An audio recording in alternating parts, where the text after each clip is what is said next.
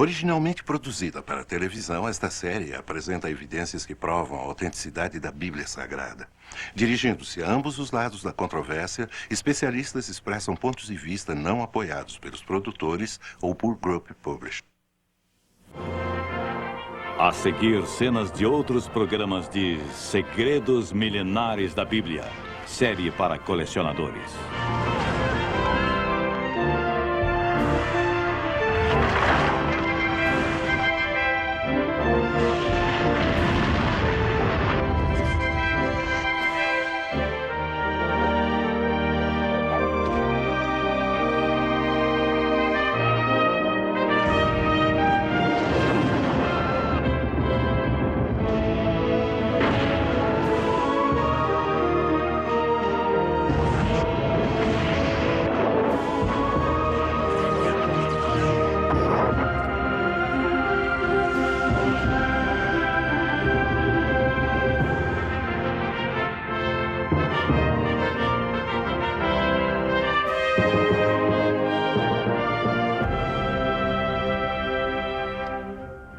Viajaremos agora nas páginas do primeiro registro histórico contínuo da humanidade, o livro chamado A Bíblia Sagrada. Vamos investigar algumas de suas histórias mais controvertidas e descobrir respostas para perguntas muito difíceis. Será a Bíblia um relato confiável de intervenções milagrosas que salvam as pessoas de um destino iminente e da destruição? Ou será meramente uma coleção de lendas e mitos, como afirmam alguns críticos modernos? Especialistas do mundo todo, tanto céticos quanto defensores da Bíblia, contribuíram para a discussão destas questões bíblicas que poderão chocá-los e surpreendê-los. A Arca de Noé. Fato ou fábula?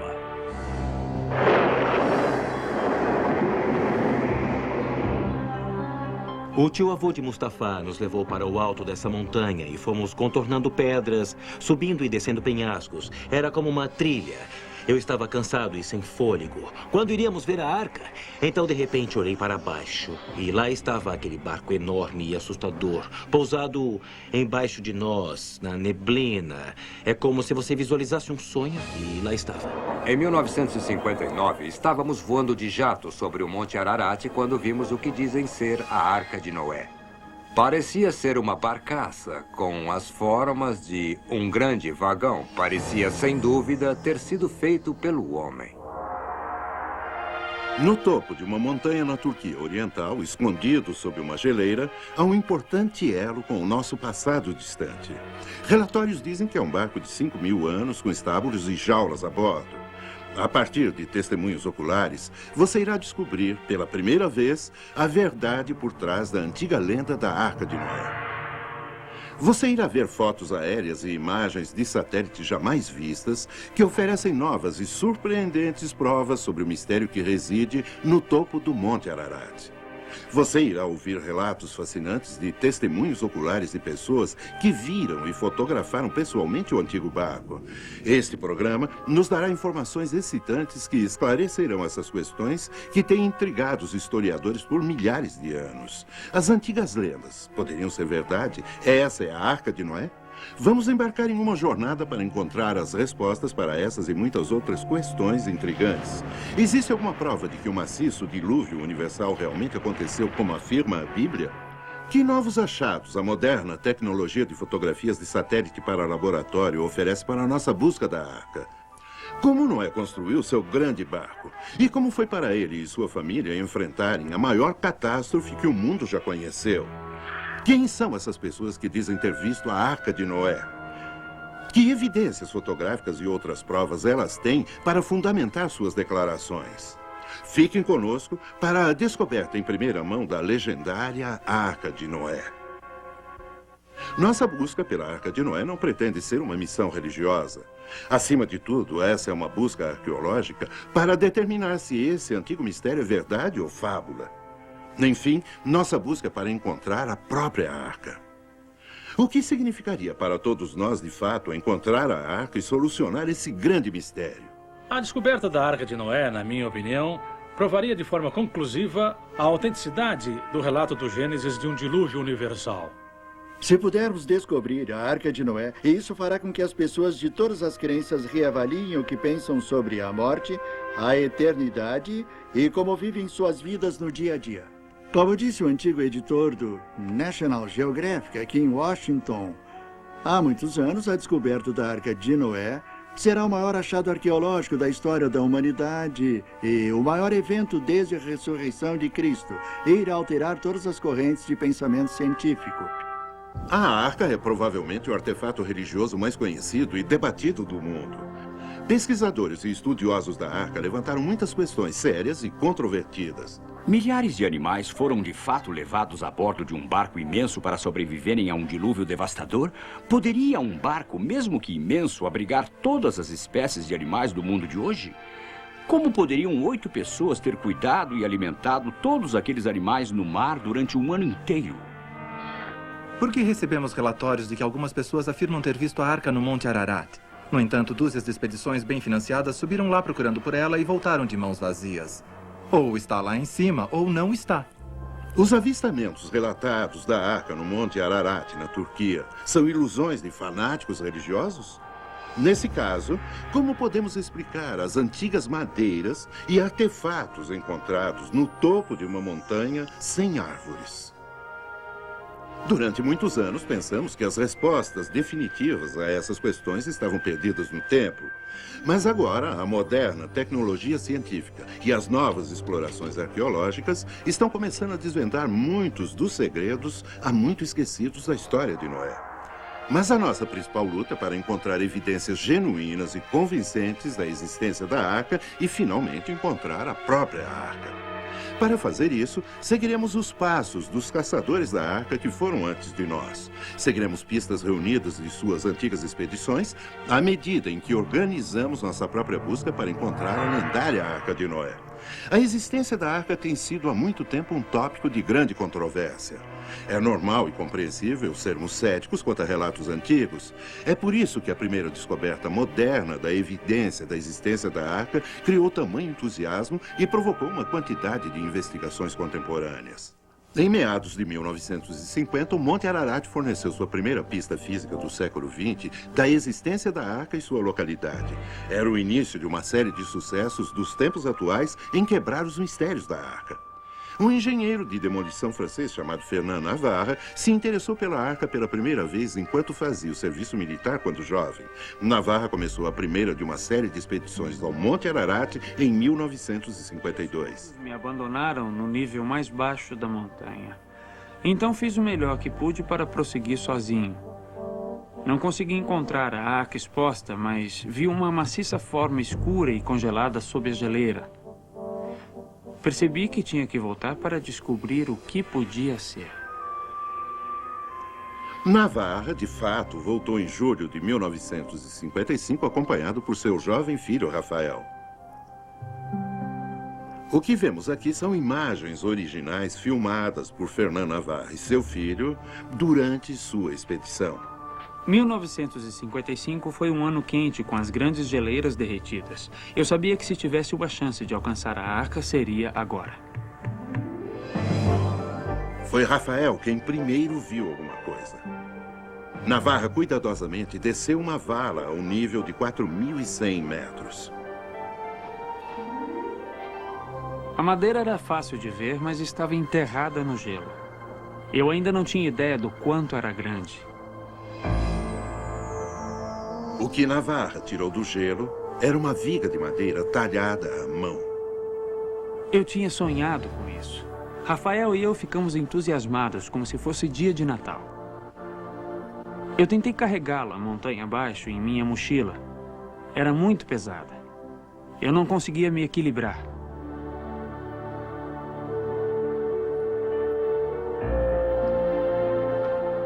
Nos sentimos mal de ter que cortar a madeira, mas mais tarde eu teria que cortá-la novamente para mandar amostras para serem testadas.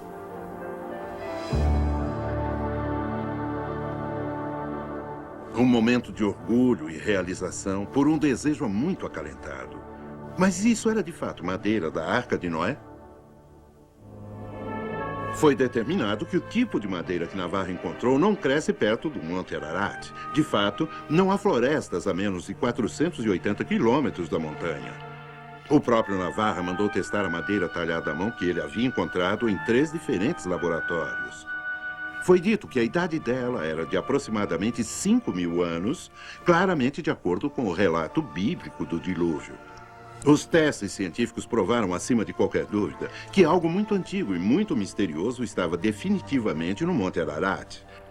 A excitante descoberta de Fernand Navarra havia aberto a porta para uma nova geração de caçadores da Arca. Muito mais do que comumente sabemos sobre a história de Noé vem do livro do Gênesis na Bíblia. Nossa investigação do mistério que envolve a Arca de Noé começará com uma simples pergunta. Por que Deus destruiria o mundo, quase todas as pessoas e todos os animais? A resposta, de acordo com a Bíblia, é que Deus viu grande maldade dentro de sua criação terrestre.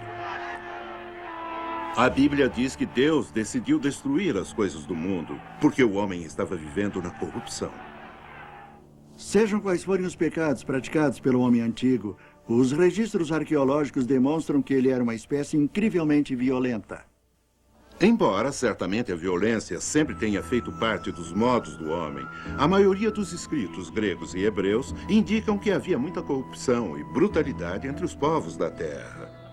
Havia muitos assassinatos e a vida humana valia muito pouco.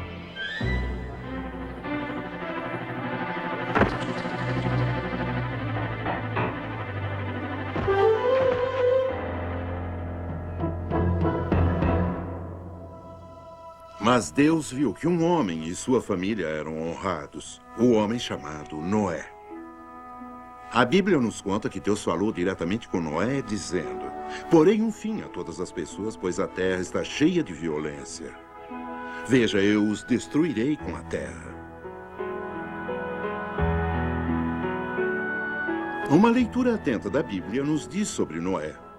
Ele tinha uma esposa. Juntos, eles tiveram 3 filhos, Sem, Cã e Jafé. Porque Noé era um homem justo que caminhava com Deus, todos eles, inclusive as esposas dos filhos de Noé, seriam poupados do dilúvio. Apenas 8 pessoas ao todo. De acordo com a Bíblia, o Senhor instruiu Noé a construir uma arca de madeira resinosa para sobreviver ao dilúvio. Obviamente, madeira resinosa tinha de ser muito forte. Exatamente que tipo de madeira era essa? Madeira resinosa é um processo, mais do que uma espécie. Em Israel, nos tempos antigos, eles tinham uma certa árvore, eles cortavam a casca, colhiam a seiva e usavam isso como cola para colar madeira. Uma vez endurecida, não se conseguia quebrar a emenda, a madeira se quebraria nos lados. Nós não temos uma árvore compensada, mas temos madeira compensada, enquanto que a madeira resinada é um processo laminado. Mesmo tendo sido usado ou não esse processo, a embarcação tinha que ser incrivelmente forte por causa de suas imensas proporções. O comprimento de 300 cúbitos por 50 cúbitos de largura e 30 cúbitos de altura, sendo o cúbito uns 45 centímetros, qual era o seu tamanho?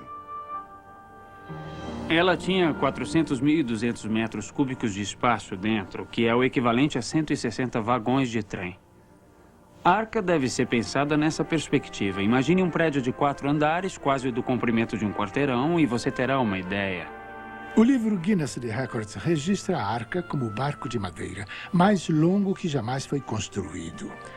E durante a Segunda Guerra Mundial, os barcos USS Novo México e USS Oregon foram construídos com as mesmas proporções que a Arca de Noé, 6 vezes mais compridos do que largos.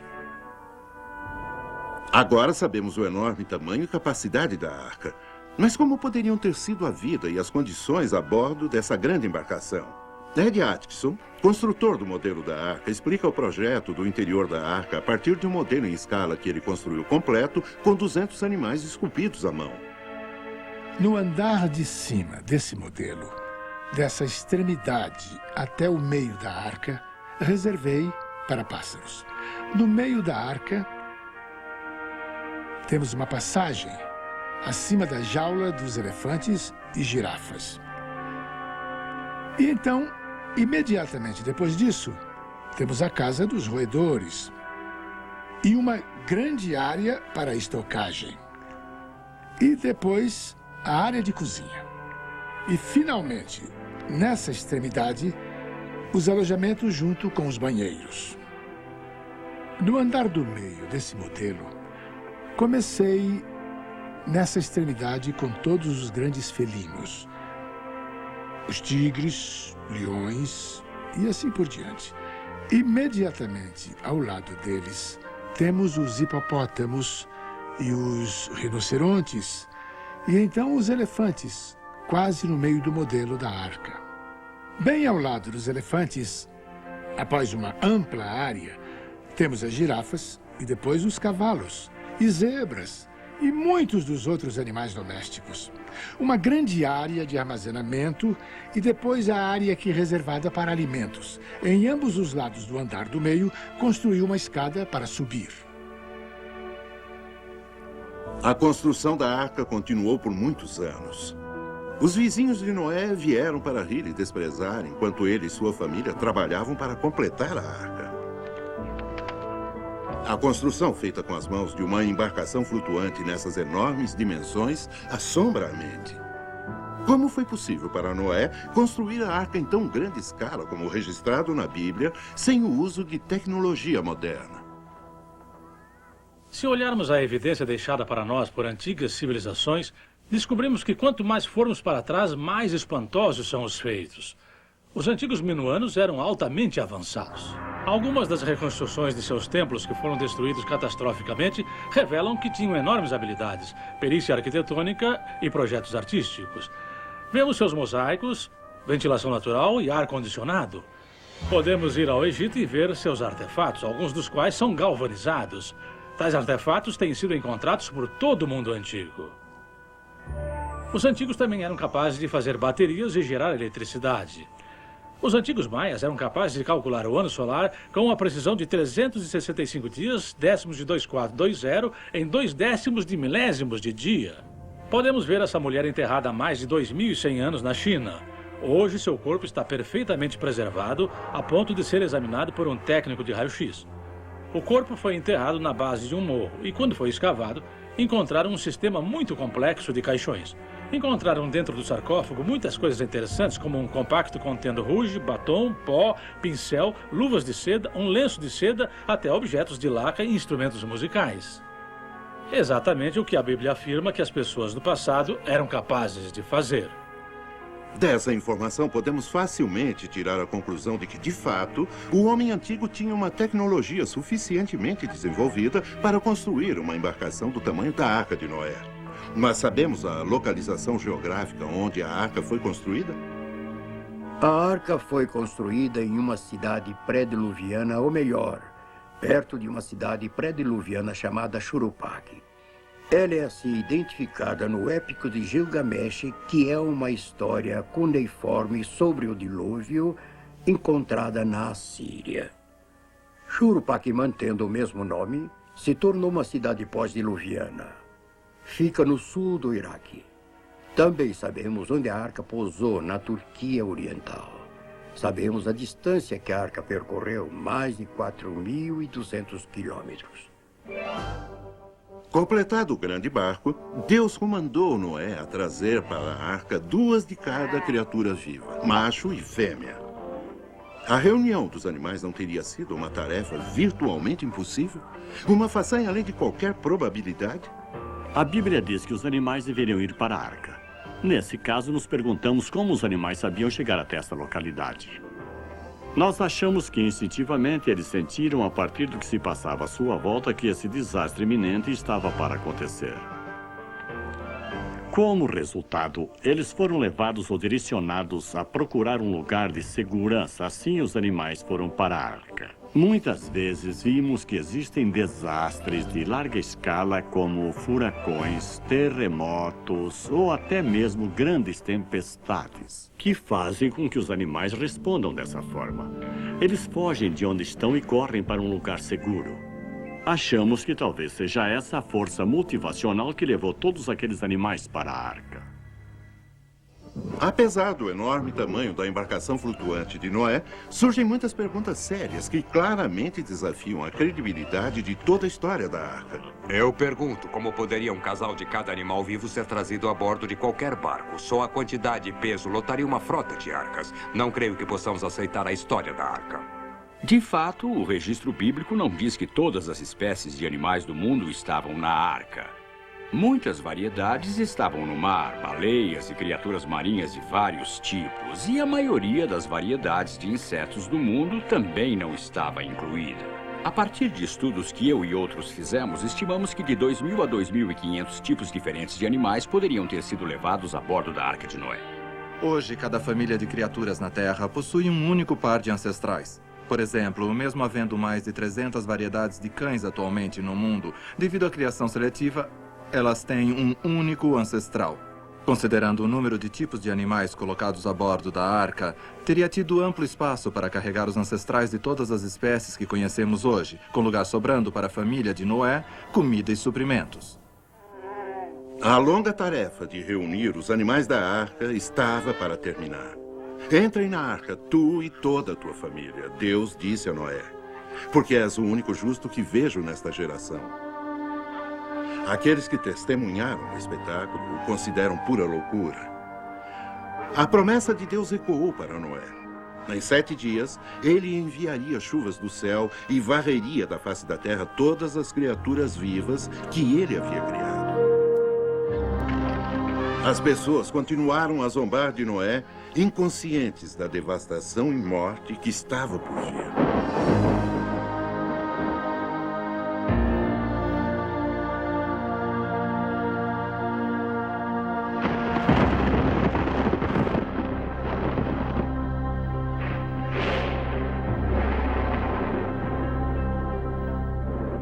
Isso pode ser o início.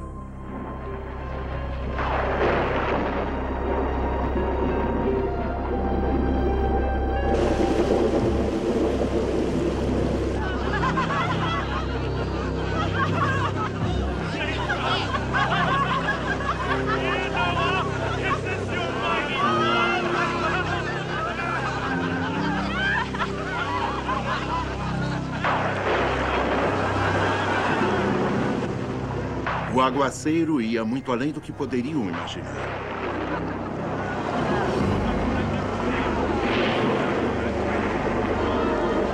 Seu desprezo foi esquecido e suas preocupações se transformaram em medo.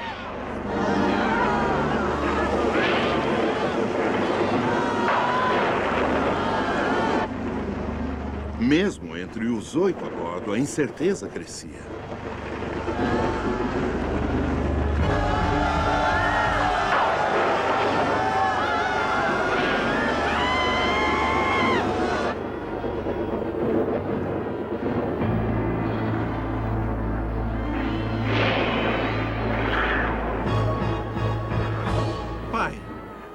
Não podemos deixá-los morrer. Certamente temos provisões suficientes para trazer essas pobres criaturas a bordo. Sabe o quanto desejo que pudéssemos fazer o que diz? Mas há um propósito maior, um plano maior do qual fazemos parte. Não está em nossas mãos mudar isto.